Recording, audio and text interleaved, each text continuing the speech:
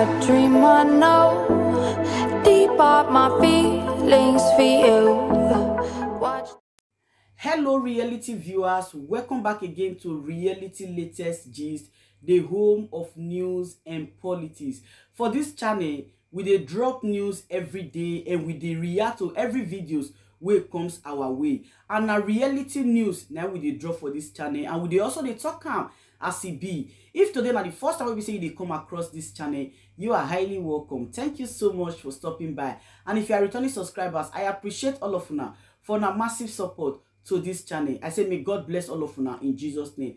Amen. I get video where I want present to una this very moment, and I go to follow una, they watch the video. After we don't watch them together, make we drop our opinion constructively for the comment section. Like our videos and also share our videos if possible. This is in court to be televised and for the judgment to be delivered before the scheduled date of the swearing in of newly elected election winner. Is there anything with this particular election and the election petitions we've seen that are already before the tribunal, is it anything about them that would make it different in this situation? Well, yes, just to make sure we don't get the naysayers to protest. We're very aware that the Okuta panel was a panel, not a tribunal. But then we've seen this thing done in Kenya, and the world has changed, so there's no reason why it cannot be televised. As to the reason why there is a peculiar reason for it to be done now, yes, there are two major reasons. Number one is the results of the election, which a huge part of the population, those who voted for the elected officers, president and governors, believes the election is free and fair. Some people even say the freest and perhaps the fairest election. But there's also a huge part of the population that does not agree. Whatever you feel, agree or not, fact is that out of the voters, less than 35% voted in all, and less than 35% voted for the president-elect. So that tells you that there is over 60% of people who do not align with this president-elect. Now, to assure everybody that we have the duly elected leader for the country and that leadership is legitimized, it will be good for the final process. I like to say here that I think that sadly but legitimately people are doubting it, and luckily they've gone to court. So to make sure that we have a final say that everybody can respect and see how decisions are made, we advocate for the procedure to be televised so that everybody can see point by point what the people are contesting and how those, and the final result, the final unchallengeable result is reached at. That is what we're hoping for, because at the moment, you know, people have voted. Normally it should have ended there. We're challenging it and taking it to court. So let the world see that whoever is declared winner, we can all see why such person has been declared winner, and whoever is declared loser, we can all see why. Not you telling us to look, okay, because you are the only one allowed to be inside. So I find it interesting that you say at the end we hope to see an unchallengeable result, because let's be honest, there's a lack of trust between Nigerians and the government and agencies of government and parastatals and even independent organizations, which is what INEC is supposed to be. So one of the issues that seems to really have come up has been a lack of trust in INEC and its processes. Some of that, of course, stemming from the interviews we saw Professor Mahmoud Yakubu give during the lead up to the elections, talking about, of course, electronic transfers, sort of the miscommunication or possibly the misunderstanding of what INEC really could do with the election results. But I'm leading to something with that, because even with the judiciary, there's a lack of trust, a lack of possible understanding in the process, a lack of confidence that Nigerians have with the judicial processes that we've been seeing in recent times. So do you really think that at the end of the day, whoever is declared loser, whoever is declared winner, their supporters will really believe that that is the right result? Because many people called it before these elections that there are definitely going to be questions about the outcome. You see, that's the whole point. Now, you are used to questioning people, and you question everything. I mean, those of us who follow you on TV know that is your style. You question everything. But you see, you're questioning everything and getting answers. All the viewers now will see the answers I'm giving. That is what we expect in court. The ultimate aim is to restore trust in institutions, and the way to do it is transparency. So the way to do it is that to make sure that issues are raised in court, everybody that wants to can see how decisions are made. They can see the argument for, the argument against, and they can see the conclusion. in a way that everybody will feel justice is done. That, we believe, would help restore hope in all arms of government, not only the elected government, but also the judiciary. Because we talk about bad roads and bad education and lack of enough schools, but a crucial part for development is trust in institutions. And that is why we feel that it is important to televise these proceedings, and it is important, we've asked for the rulings to happen before the 29th of May. And let me say, these two requests we have can be done. It has been done. In Kenya, the ruling was televised. In Nigeria, in 1979, the ruling was done before the government was sworn in a presidential election. It was done in 46 days. So it is something possible. If it was doable in 1979, 1983, I'm sure we can do it now. There was no internet then. There was no beavers. There was no IREF then. We have everything now. So it is very possible to do both.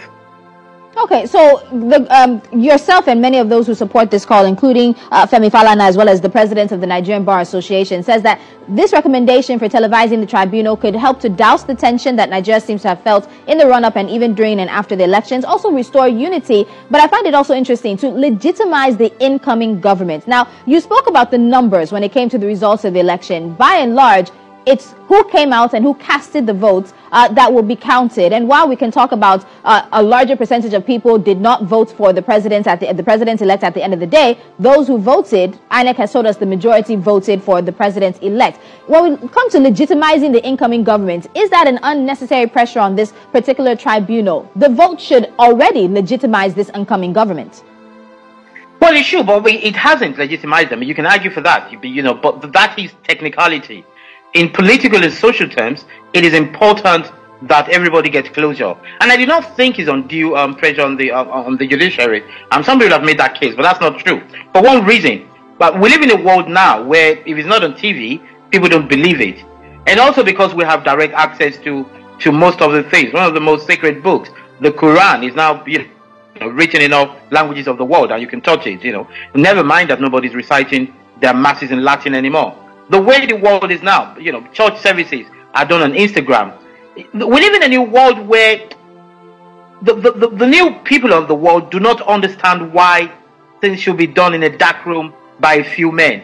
Let us also remember that since matters have gone to court, millions of people have voted. Their voice should be final. But ultimately, we're waiting for less than 12 people to actually decide who's going to rule us. So those 12 people, they have the honors to act in a way that everybody will understand it and everybody will see justice being done.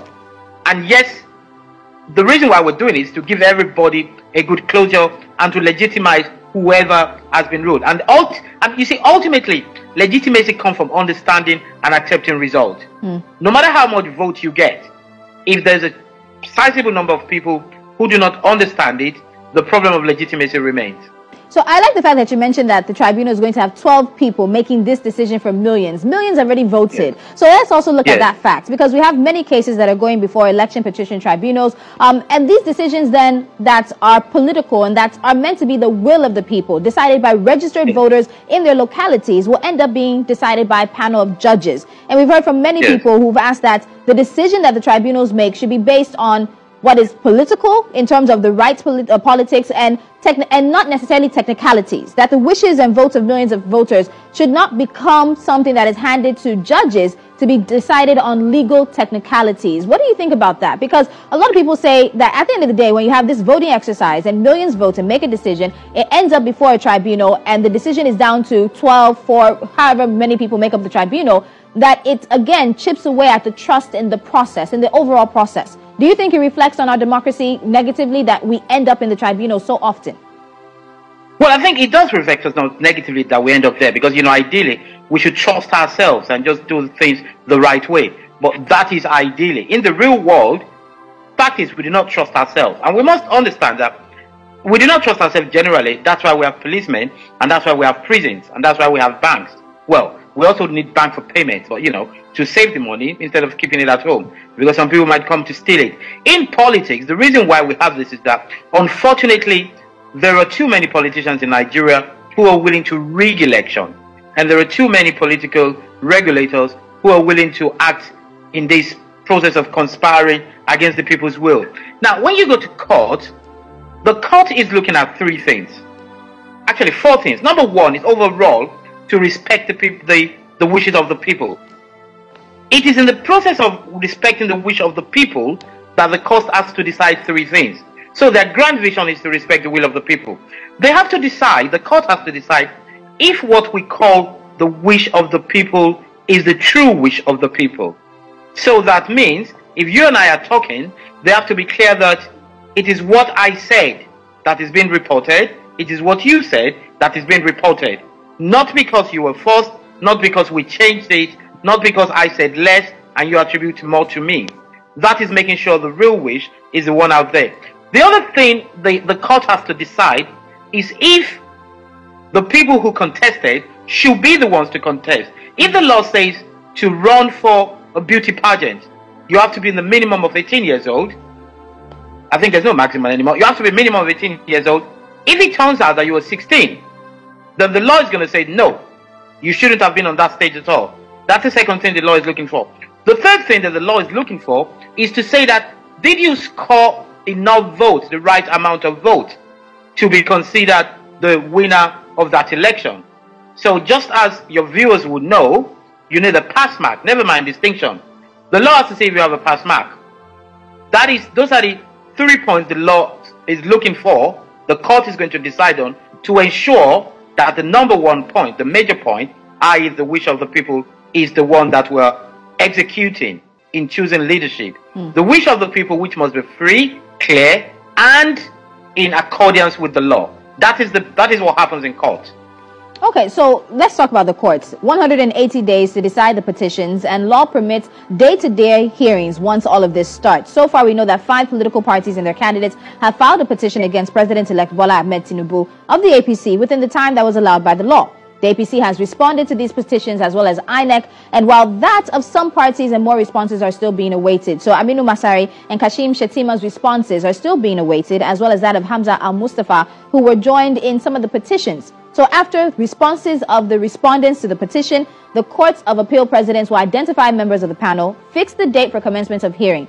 But this is April 19th. We're over a month after the declaration of Tinubu as president-elect. We're about 40-something days, or just about 40 days, to the swearing-in of the next president of Nigeria. And one of the main requests has been that all of this wraps up and be done before May 29th. Do you think that, well, you said earlier you think it could still be done, but given that as of now, we don't know who is on the tribunal, everything has not basically been done and tied with ribbons, as we may say, is it still possible? Well, it is possible. I mean, if we develop a sense of urgency, a sense of understanding what needs to be done. And that is why we started doing this last month, and we've gotten over 50,000 signatures at the moment on commonvoiceng.com, where people are signing. You see, the whole point is for people to understand a sense of urgency and acting. I repeat, we've done it before in this country. The election in 1979 was held on the 11th of August. And a winner was announced on the 16th of August. People went to court, and by the 4th of September 1979, the judge has ruled. The judgment came out on the 10th of September 1979. Election was held in August. It was held 11th of August. Winner was announced 16th of August in 1979. So it is possible. There was no internet then. With a sense of urgency, the Chief Justice of Nigeria can say, look, gentlemen, ladies and gentlemen, we need to get this done. And that is what we're asking for, so that institutions will be trusted, so that people can see that the institution understands the new state we are in the world, in the country, and can live up to it. The world has changed. The world we live now, people are posting less and less letters. They're sending emails. They're even doing WhatsApp. They're sending documents on WhatsApp. I like to say this, that if you notice, but our viewers should check their world, their friends, their communities, and their workplace. In 2023, if somebody sends you a WhatsApp message and you do not reply in 15 minutes, they get nervous, because we're used to instant things. Yes. The world changed. People were talking about the internet. Yes, internet is helpful, but the world changed when Polaroid cameras came, when people could get their pictures straight away. The new world, everything is instant. It has to be fast.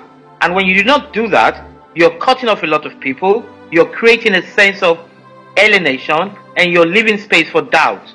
So I would seriously but humbly urge the Chief Justice of Nigeria and all the judges and all the lovers of institutions and law to step in to make sure this thing is done on time and it's done in a transparent way.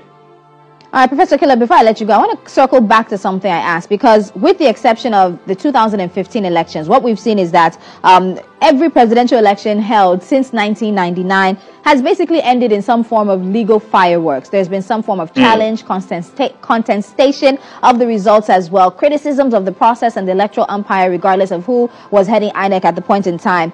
When you look at it overall, for a country such as Nigeria, this exercise was the largest democratic exercise on the continent, was supposed to involve some 93.4 million registered voters. We barely scratched 40-something% in terms of, quote-unquote, at the end of the day, turnout, and even those who voted. When you look at all of this, expensive exercises, just at the end of the day, to get to tribunals and be decided by 10 men, 12 men, 4 people, whoever you want to say. What does it point to? What lessons do we need to take away from this? Because we need to be able to have elections where both sides, the losing and the winning side, can say it was a clean and fair fight. We congratulate the winner, we console or we consolidate with the loser, and we move on. We struggle to move on after elections, Professor Killer. Well, the founders of democracy, not the Nigerian democracy, the founders of democracy, what you have described is the way they intended it. And I must say, it's not something, just theoretical.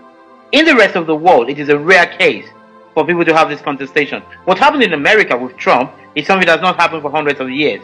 That is not the way it happens. The way it happens is that people trust themselves, and once election is over, it is indeed over. What do we need to do, to your specific question? One is that we need to educate people so that values are recreated, so people understand that cheating is not a good thing. We need to frown upon cheating. The other things we need to do is to make it impossible to cheat. We have to have a system where we have to rethink our system. I think the electoral system needs to be more digitalized, more decentralized, and more devolved, so that what happens is only what happens in your polling unit. And everybody's sure about their polling unit, then it is sent electronically in real time.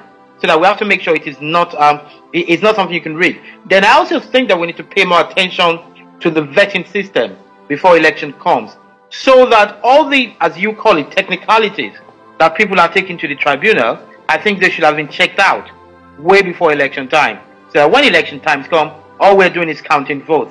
And I insist that the way we're doing it, a lot more can be done. It must be said that INEC came out badly because a lot of people are bashing them, but it must be said that with the Beavers thing, they have made steps forward, because I find it interesting and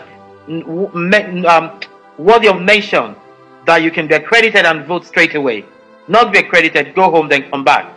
They just need to improve of that, bearing in mind that there are people who want to cheat and who want to destroy what we're doing. There are crooks amongst those going for office. It should be said that way. All right, Professor Killer, we'll end the conversation here. We do await, many Nigerians, as I said, are waiting with bated breath to see the tribunal really kick off. There have been, of course, petitions, counter-petitions, responses, but we want to see the day where the tribunal kicks off and see if they will televise down to the very last minute the declaration of whatever decision they make. And I know you'll be following that very closely. We look forward to talking to you.